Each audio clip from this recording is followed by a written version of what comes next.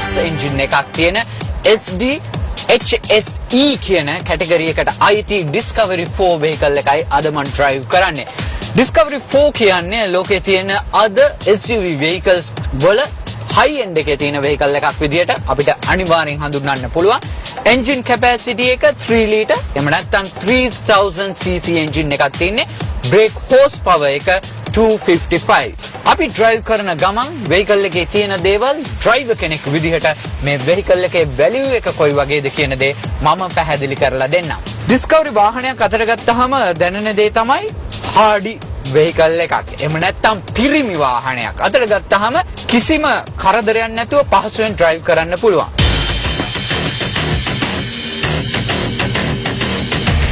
driver කෙනෙකුට මෙතන memory positions 3ක් හම්බ වෙනවා. ඒ කියන්නේ තමන් ඇතුළුව තවත් දෙන්නෙකුට තමන්ට පුළුවන් තමන්ගේ seat එක, steering wheel එක මේ හැම දෙයක්ම adjust කරගන්න. ඊට අමතරව තමන්ට ඕනේ නම් ඒක manually තමන්ට පුළුවන් decide කරලා program කරලා ඒ position එක තියාගන්න.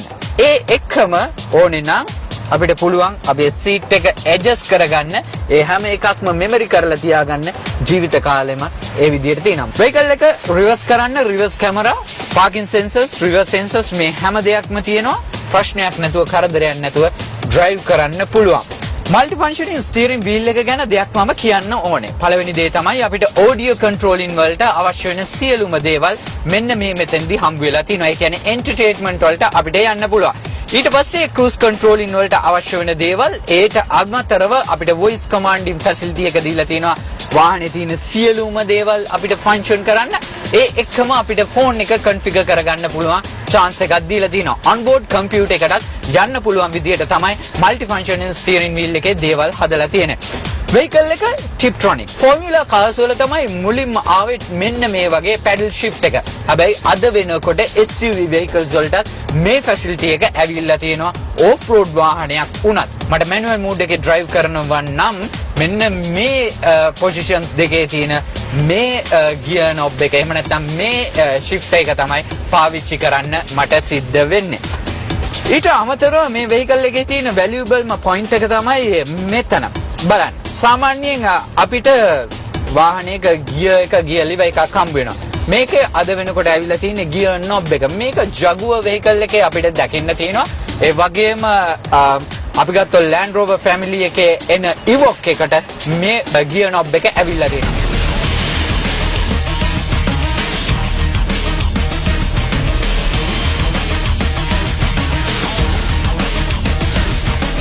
Discovery vehicle එකේ තියෙන valuableම ඊළඟ point එක තමයි මම පෙන්නන්න යන්නේ. ඒකට කියන්නේ terrain response එක. normal road එක අපි යනවා නම් මේ තියෙන position එකේ අපිට යන්න පුළුවන්. ඒ කියන්නේ සාමාන්‍ය පාරක. හැබැයි ඕගොල්ලන්ට හිම වැටෙන පාරක ලංකාවේ එහෙම දෙයක් නැහැ. ඉංග්‍රීසි වල ඒ දේ තියෙනවා. හැබැයි ලිස්සන පාරක් අපිට හිතන්න පුළුවන් වහින වෙලාවක අපිට මේ position එකට යන්න. රළු පාරක් තියෙනවා නම් හරි විදියට surface එක clear නැති ඕගොල්ලන්ට මෙන්න මේ position එකේ යන්න පුළුවන්. ඊළඟ දේ තමයි පතොක් ගහක් එක්ක මේ icon එකෙන් තියෙන්නේ වැලි තියෙන කාන්තාරයක වගේ පාරක යනවනම් මුහුදු වෙරළක ඕගොල්ලන් යනවනම් මේ position එකේ යන්න පුළුවන්. vehicle එකේ ඒ අනුව suspension system එකයි brake මේ හැමදේම identify කරගන්නවා පාර විදියට වාහනේ යන්න. ඊළඟ දේ තමයි level නැති surface එක ඕගොල්ලන් යනවනම් මෙන්න මේ position එකට යන්න. එතකොට vehicle එක ඔයගලන්ට ඒ විදියට suspension system හදලා මේ වගේම වාහනේ පෙරලෙන්නේ නැතුව ගෙනියන්න පුළුවන්. සාමාන්‍යයෙන් වාහනයක තියෙන්නේ එක sunroof එකයි. මේ vehicle එකේ මුළු වහලම අපිට sunroof එකක් විදියට පාවිච්චි කරන්න පුළුවන්. driver passenger මේ හැමෝටම open කරගන්න පුළුවන් විදියට තමයි decide කරලා හදලා තියෙන්නේ වාහනේ. air conditioning එක super කිසිම ප්‍රශ්නයක් නැහැ. අපි speed කරලා බලමු. Discovery 4 යන්න පුළුවන් speed එක පැයට සතකුම් 120ක වේගයකින් drive කරන්න පුළුවන්. dashboard එකේ RPM එක 6000 වලට තියෙනවා. onboard computer එක තියෙනවා. temperature එක identify කරලා දෙනවා. යන speed එක digital විදියට මට පෙන්නනවා මේ වෙලේ. පැයට කිලෝමීටර් 100ක වේගයක් අරගෙන මගේ පළවෙනි වංගුව 115න් මම දැන් අරගත්තා. තව ටිකක් ස්පීඩ් කරලා පැයට කිලෝමීටර් 120ක වේගයකින් මම ඒ වංගුවත් අරගත්තා.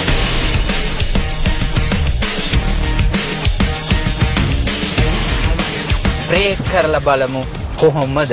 යස්. සාමාන්‍යයෙන් අඩි 30ක් ඇතුළත මට එන්ජින් එක කට් ඔෆ් කරගන්න පුළුවන්. පිකප් එකත් ඒ වගේම තියෙනවද කියලා දේ බලන්න මම පිකප් කරලා බලනවා වාහනේ. පැහැදිලි පැයට කිලෝමීටර් ආපහු 100ක වේගයෙන් පුංචි වෙලාවක් යන්නේ. ස්පීඩ් එක මට හම්බ වෙලා තියෙනවා වාහනේ. ස්ටෙඩි.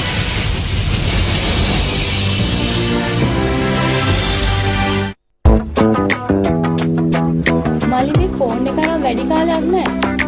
ඒත් මේකේ බටන් එකක් වැඩ කරන්නේ. ඔව්. ඒ බටන් දෙකක් ගෙවිලා. ඔව්. ඒ අංක 7යි අංක 8යි. ඔව් මලි. මේක හොඟ දෙනකොට තියෙන ප්‍රශ්නේ. මේක ෆෝන් එකේ ප්‍රශ්නයක් නෙවෙයි. එහෙනම් කැමතිම ටීවී ප්‍රෝග්‍රෑම් එක සිරස ලක්ෂපතිනේ. ඔව් ලක්ෂපති තමයි. හරියට. අපි මේක හදලා දෙන්න. මල්ලි. තවත් 77 80ට ෆෝන් රිපෙයාර් එක. ෆෝන් වලට නිවනක් නැති අංක 4 77යි 80ට දැන් මමතන්න.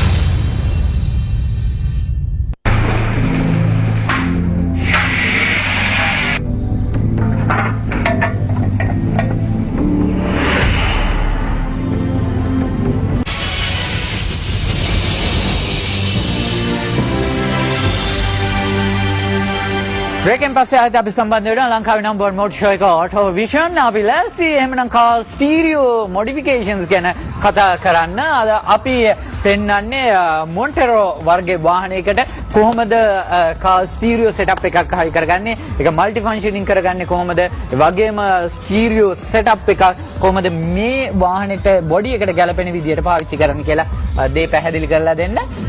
Wish you happy new year. DN අපිත් එක්ක ඉන්නවා. DN මට පැහැදිලි කරලා දෙන්න මේ වාහනේට ඔයා කරලා තියෙන දේවල් ටික මුලින්ම වෙනස් කරලා තියෙන ඒවා ටික. ඇත්තටම මුලින්ම කියන්න ඕනේ මේ සමීර මේක මේ අයිති ලහිරු ඩෝන උනා. මේක අර ඔටෝෂන් එකේම ගිය පාර පෙන්නුවා ෂෝගන් කියලා ජිප් එක. ඉතින් එයාට ඕනලා දෙනවා මේ ඉන්ටීරියර් බ්ලැක් කරගන්න. ඉතින් ඒ හින්දා මම මේකට මේ මගේ යාළුවෙකුටත් එහෙම ඕනෙලා ගත්ත ගමන් වාහනේ අලුතෙන්ම මේ වහලා කළු කරලා පේන්ට් කරගත්තා. ඉතින් මම ආවා.